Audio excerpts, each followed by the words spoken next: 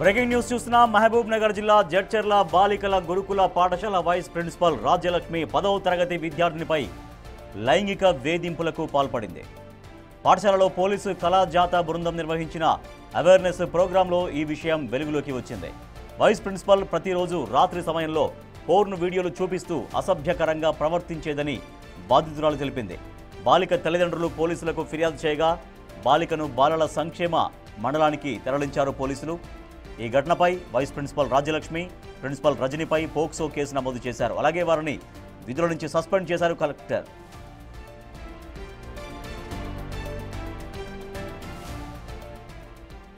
మహబూబ్ నగర్ జిల్లా జడ్చర్ల బాలికల గురుకుల పాఠశాల వైస్ ప్రిన్సిపల్ రాజ్యలక్ష్మి 10వ తరగతి విద్యార్థినిపైన లైంగిక వేధింపులకు పాల్పడింది. పాఠశాలలో పోలీసు కళాజాతర బృందం నిర్వహించిన అవేర్నెస్ ప్రోగ్రాంలో ఈ విషయం వెలుగులోకి వచ్చింది. వైస్ ప్రిన్సిపల్ ప్రతిరోజు రాత్రి సమయంలో పోర్న్ వీడియోలు చూపిస్తూ విద్యార్థుల్ని అసభ్యకరంగా వేధించేదని, వాళ్ళకి ఇటువంటి పోర్న్ వీడియోలు చూపిస్తూ వాళ్ళపైన జుగుప్సాకరంగా ప్రవర్తించేదంటూ బాలిక వారి పేరెంట్స్కు ఫిర్యాదు చేయడంతో తల్లిదండ్రులు పోలీసుల్ని ఆశ్రయించారు. దీంతో జిల్లా కలెక్టర్ వారిద్దరిని, ప్రిన్సిపల్ని వైస్ ప్రిన్సిపల్ని విధుల నుంచి సస్పెండ్ చేశారు. మా ప్రతినిధి శంకర్ మరింత సమాచారం అందిస్తారు. శంకర్, ఈ గురుకుల పాఠశాలలో ఏం జరిగింది? ఈ విషయం ఎట్లా వెలుగులోకి వచ్చింది?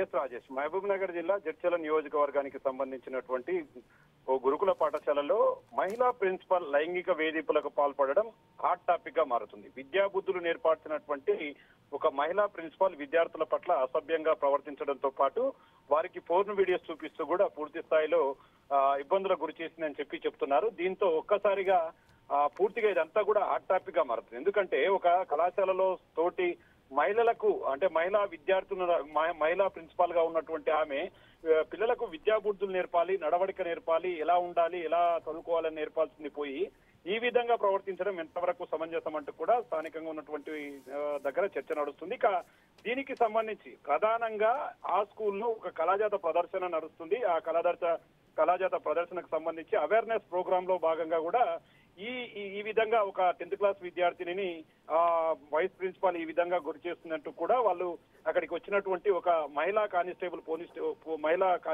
కూడా చెప్పడం జరిగింది. దీంతో పూర్తి స్థాయిలో దీన్ని సీరియస్ గా తీసుకున్నటువంటి అధికారులు అక్కడికి వెళ్లి పూర్తిగా ఎంక్వైరీ చేశారు. దీంతో పాటు ఆమెను విచారిస్తున్నటువంటి పరిస్థితి కూడా కనిపిస్తుంది. ఒక్కసారిగా ఈ విషయము తల్లిదండ్రుల ఆగ్రహానికి గురైంది. మొత్తంగా బాలిక తల్లిదండ్రులు కూడా జడ్చర్ల పోలీస్ స్టేషన్ లో ఫిర్యాదు చేసినట్టుగా తెలుస్తుంది.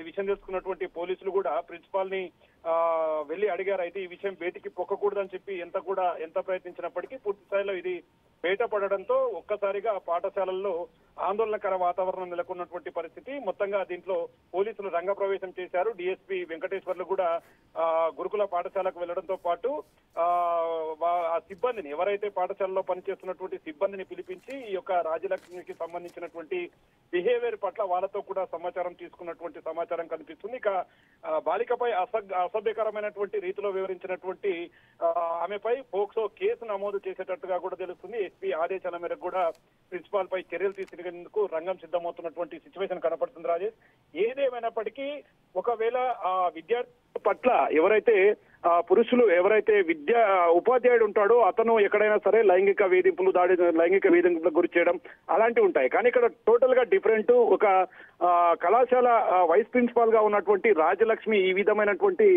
వాటికి పాల్పడడంతో ఒక్కసారిగా ఆ పాఠశాలలతో పాటు చుట్టుపక్కల కూడా పూర్తిగా దీన్ని ఖండిస్తున్నటువంటి పరిస్థితి కనిపిస్తుంది. Rajesh, right, thank you Shankar Goud.